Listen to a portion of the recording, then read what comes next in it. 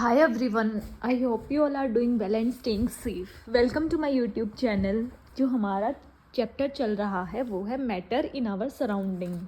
Particles of matter have space between them. हमने physical property में पढ़ा था कि जो पार्टिकल्स होते हैं उनके बीच में स्पेस होती है.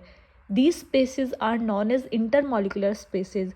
और इन स्पेसेस को क्या बोलते हैं? Intermolecular spaces. क्योंकि वो मॉलिक्यूल्स क्या हैं, वो जो पार्टिकल्स है वो मॉलिक्यूल्स हैं या एटम्स है, तो इनको हमने क्या बोला? Intermolecular spaces. These gaps allow particles of one substance to occupy space between particles of another. ये गैप्स क्या करते हैं? एक पार्टिकल से दूसरे पार्टिकल्स में अपनी स्पेस, अपनी जगह बनाने का काम करते हैं.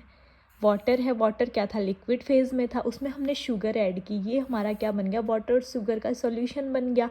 Particles in water are not tightly packed having space between them. यहाँ से क्या हुआ? जो पार्टिकल्स हैं वाटर के वो टाइटली पैक्ड नहीं हुए, मतलब शुगर के साथ वो पूरी तरह से घुले मिले नहीं हैं. Particles of matter are continuously moving.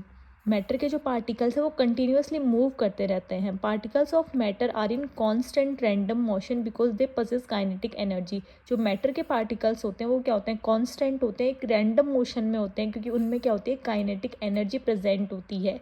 Suppose हमने क्या की? इंटेंस स्टिक जलाई, अगरबत्ती हमने जलाई, टेम्परेचर इंक्रीज हुआ, kinetic energy of the particles increases, और उन पार्टिकल्स की काइनेटिक एनर्जी भी इंक्रीज हुई, और पार्टिकल्स ने क्या किया? फास्ट मूव करना स्टार्ट किया. So the fragrance of a burning incense stick spread in the entire room very quickly because the particles of matter are constantly moving.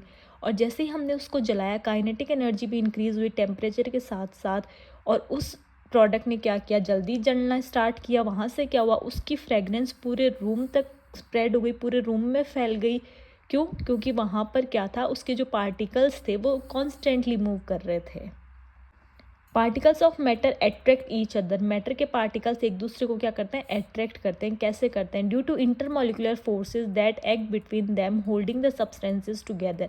उनके बीच का जो इंटरमॉलिकुलर फोर्स होता है वो सब्सटेंस को क्या करता है? एक दूसरे से होल्ड कर कर रखता है, और इसी इंटरमॉलिकुलर फोर्स के कारण वो एक दूसरे को अट्रैक्ट करते हैं. The force of attraction is different in the particles of different types of matter. और हर एक पार्टिकल में जो है फोर्स ऑफ अट्रैक्शन अलग अलग होता है. एग्जाम्पल की बात करें तो less force required to break a piece of chalk सबने देखी है. चौक को तोड़ने के लिए हमें ज़्यादा फोर्स की रिक्वायरमेंट नहीं होती. Require more force to break a cube of ice. Ice की क्यूब तोड़ने के लिए थोड़ा ज़्यादा फोर्स लगाना पड़ता है. Iron nail does not break at all even with the large force. और आयरन नेल जो कील है वो तो कितना भी लार्ज फोर्स लगा लो वो नहीं टूटती है. ये सब क्यों हुआ? क्योंकि chalk particles have less force of interaction. Chalk particles के बीच में जो है इंटरेक्शंस के बीच जो फोर्स लग रहा था वो कम था. Force of attraction between the particles of ice is a bit stronger.